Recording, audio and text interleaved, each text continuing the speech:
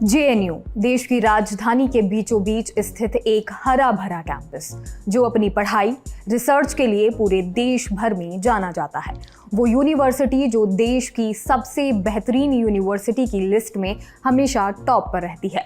हमारे पास आप लोगों के खूब सारे मैसेज आए थे कि कभी जेएनयू के बारे में बताइए, यहाँ किस तरह के कोर्स होते हैं और कैसे एडमिशन मिलता है। तो आज हम आपके सारे सवालों का जवाब लेकर आए हैं। नमस्कार, मेरा नाम है फातिमा जहरा और आप देख रहे हैं रंगरूट।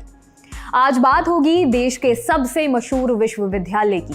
यहाँ कैसी होती है पढ़ाई, कितने कोर्स की पढ़ाई कराई जाती है, कैसे मिलता है एडमिशन। तो चलिए शुरू करते हैं।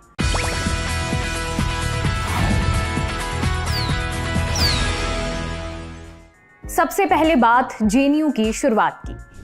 1960 के आसपास की बात है। दिल्ली यूनिवर्सिटी कई तरह की समस्याओं से जूझ रहा था, जैसे स्टूडेंट की तेजी से बढ़ती संख्या, नए नए खुलते कॉलेज, फंड की कमी वगैरह वगैरह। इंफ्रास्ट्रक्चर अंडर प्रेशर था और यूनिवर्सिटी का प्रशासन चरमरा सा गया था। दिल्ली यूनिवर्सिटी की इस स्थिति को देखते हुए यूजीसी के कई मेंबर्स और तत्कालीन चेयरमैन सीडी देशमुख को लगा कि साउथ दिल्ली में एक सेकंड कैंपस इन समस्याओं को फौरी तौर पर हल कर सकता है। 1962 में जब सीडी देशमुख दिल्ली यूनिवर्सिटी के वीसी बने तो उन्होंने इस पर गंभीरता से काम करना शुरू कर दिया। उस समय आइडिया ये था कि दिल्ली यूनिवर्सिटी को 2 भागों में बांट दिया जाए। यूजीसी ने बकायदा एक प्लान बनाकर एजुकेशन मिनिस्ट्री को भेज दिया। 1963 में मिनिस्ट्री ने प्रपोजल पर और विस्तार से काम करने के लिए एक कमेटी बनाई। तत्कालीन शिक्षा मंत्री एमसी छागला ने इस यूनिवर्सिटी के बारे में प्रधानमंत्री जवाहरलाल नेहरू से बात की और कहा कि दिल्ली बढ़ रही है और अब इसे एक दूसरी यूनिवर्सिटी की जरूरत है। छागला के प्रस्ताव पर नेहरू सहमत थे, लेकिन जब छागला ने यूनिवर्सिटी का नाम जवाहरलाल नेहरू के नाम पर रखने की बात कही तो उन्होंने साफ साफ मना कर दिया, बल्कि उन्होंने कई सारे नामों के सुझाव दिए। नेहरू ने कहा कि इतिहास में दिल्ली को अलग अलग नामों से जाना गया है और हम इन्हीं में से किसी एक नाम को चुन सकते हैं। उन्होंने रायसीना नाम का भी सुझाव दिया। कमेटी में शामिल मेंबर्स को भी रायसीना यूनिवर्सिटी नाम पसंद आया और इसी नाम से काम शुरू हुआ।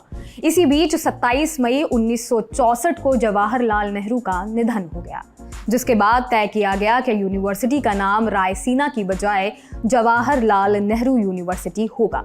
24 दिसंबर 1964 को Jawaharlal Nehru university establishment bill Rajya Sabha में पेश हुआ।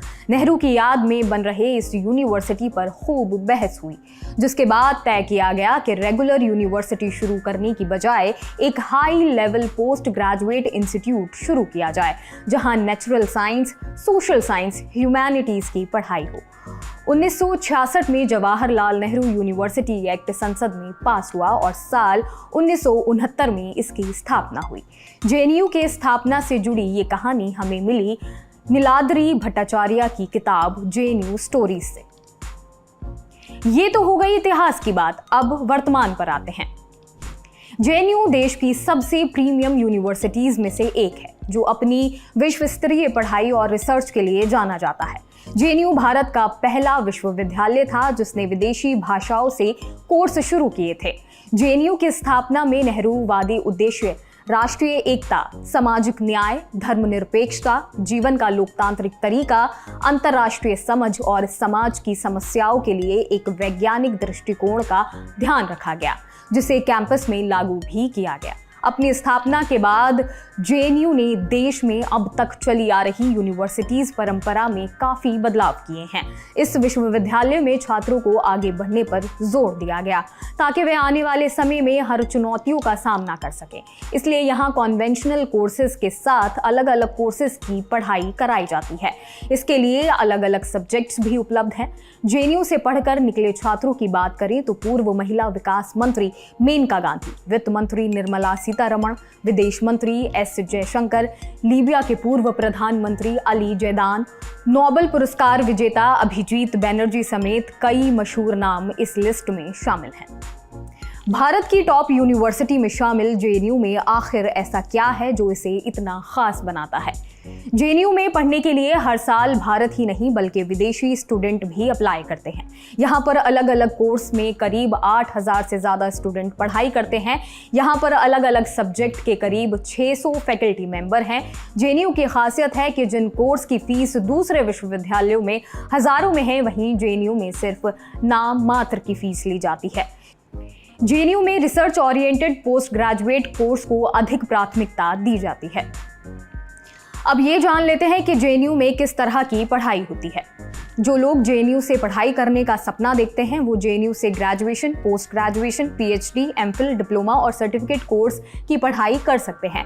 हालांकि ग्रेजुएशन के तौर पर आप जेएनयू से सिर्फ लैंग्वेज की ही पढ़ाई कर सकते हैं। जेएनयू की सबसे बड़ी खासियत ये है कि यहाँ पर कई सालों से अलग अलग देशों की लैंग्वेज की पढ़ाई करवाई जा रही है। विदेशी लैंग्वेज के प्रोफेशनल की देश विदेश में अच्छी खासी डिमांड रहती है। जेएनयू में सिर्फ लैंग्वेज की शिक्षा ही नहीं बल्कि यहाँ पर रिसर्च की भी बेहतर सुविधाएं हैं। जेएनयू में Persian, Arabic, Chinese, Japanese, Korean, French, German, Russian और स्पेनिश भाषा में बैचलर्स कर सकते हैं। इसके अलावा अगर आप जेएनयू से एमए की पढ़ाई करना चाहते हैं तो MA in international relation and area studies, MA in modern history, MA in political science, MA in politics with specialisation in international studies, MA in Urdu, MSc in environmental sciences, MSc in life sciences आदि में आप MA कर सकते हैं। इसके अलावा JNU में Atal Bihari Vajpayee school of management and entrepreneurship 2 साल का एमबीए प्रोग्राम भी ऑफर करता है। साथ ही आप लैंग्वेज में मास्टर्स भी कर सकते हैं। बाकी प्रोग्राम की लिस्ट का लिंक आपको डिस्क्रिप्शन में मिल जाएगा। अगर आप जेएनयू से पीएचडी या एमफिल करना चाहते हैं तो African studies, ancient history, Chinese studies, comparative politics and political theory, economics, Hindi, international legal studies, political geography, political studies समेत 75 विषयों में आप पीएचडी कर सकते हैं। इसके अलावा अगर डिप्लोमा और सर्टिफिकेट कोर्स करना चाहते हैं तो advance diploma in mass media in Urdu, advance diploma Pashto, certificate programme in Bahasa Indonesia, diploma in Bahasa Indonesia, certificate programme in Mongolian, certificate programme in Urdu, certificate programme in Pali में कर सकते हैं। अब ये जान लेते हैं कि जेएनयू में एडमिशन का क्राइटेरिया क्या है। जेएनयू में एडमिशन लेने के लिए आपको CUET का एग्जाम क्लियर करना होगा और मेरिट के आधार पर आपका एडमिशन होगा। हालांकि CUET के आने से पहले जेएनयू अपना एंट्रेंस एग्जाम कराता था, जिसके बाद कुछ कोर्सेज इंटरव्यू लेते थे। उन सभी को क्लियर करने के बाद ही आप जेएनयू में एडमिशन ले सकते थे। विदेशी छात्रों में जेएनयू को लेकर खासा क्रेज देखने को मिलता है। इसके पीछे की बड़ी वजह यह है कि जेएनयू की फीस और लिविंग कॉस्ट बाकी देशों के मुकाबले काफी कम है। इसके अलावा जेएनयू में होने वाली रिसर्च की पढ़ाई का देश ही नहीं बल्कि विदेशों में भी बोलबाला है। इसलिए ज्यादातर विदेशी छात्र जेएनयू में पढ़ने के लिए अप्लाई करते हैं। अगर आप भी जेएनयू में एडमिशन लेना चाहते हैं तो आपको सबसे पहले एंट्रेंस एग्जाम देना पड़ता है। इसके अलावा कुछ कोर्सेज में एडमिशन लेने के लिए मौखिक परीक्षा भी ली जाती है। अगर आप किसी लैंग्वेज कोर्स में प्रवेश करना चाहते हैं तो आपकी संबंधित विषय में अच्छी पकड़ होना जरूरी है। आज के लिए सिर्फ इतना ही। ये एपिसोड आपको कैसा लगा हमें बताएं, और हाँ, आप अगले एपिसोड में क्या देखना चाहेंगे ये भी बताएं। सुझाव और सवाल दोनों हमें लिख भेजिए rangroot@lallantop.com पर। और हाँ, हम आपके लिए एक नया चैनल भी लेकर आए हैं रंगरूट नाम से।